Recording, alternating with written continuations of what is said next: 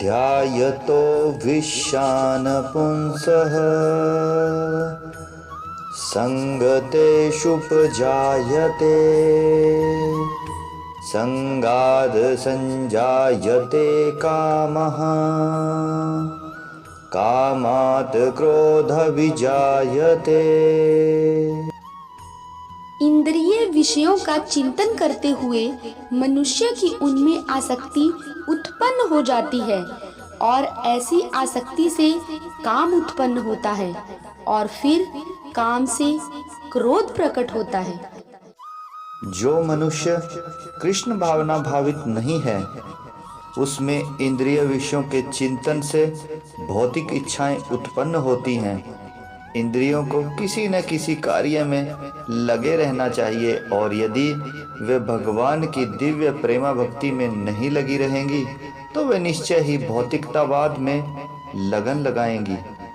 इस भौतिक जगत में हर एक प्राणी इंद्रिय विषयों के अधीन है, जहाँ तक कि ब्रह्मा और शिव जी भी। तो स्वर्ग के अन्य देवताओं के विषय में क्या कहा जा सकता है। इस संसार के जंजाल से निकलने का एकमात्र उपाय है कृष्ण भावना भावित होना। शिव ध्यान मग्न थे, किंतु जब पार्वती ने विषय भोग के लिए उन्हें उत्तेजित किया तो वे सहमत हो गए, जिसके फलस्वरूप कार्तिकेय का जन्म हुआ।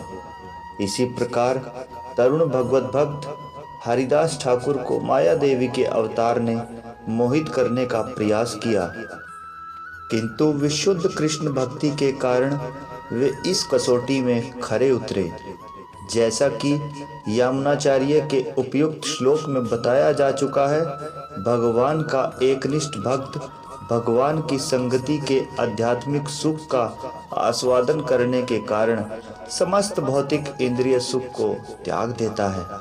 अतः जो कृष्ण भावना भावित नहीं है वह कृत्रिम दमन के द्वारा अपनी इंद्रियों को वश में करने में कितना ही शक्तिशाली क्यों न हो, अंत में अवश्य असफल होगा, क्योंकि विषय सुख का रंज मात्र विचार भी उसे इंद्रिय तृप्ति के लिए उत्तेजित कर देगा।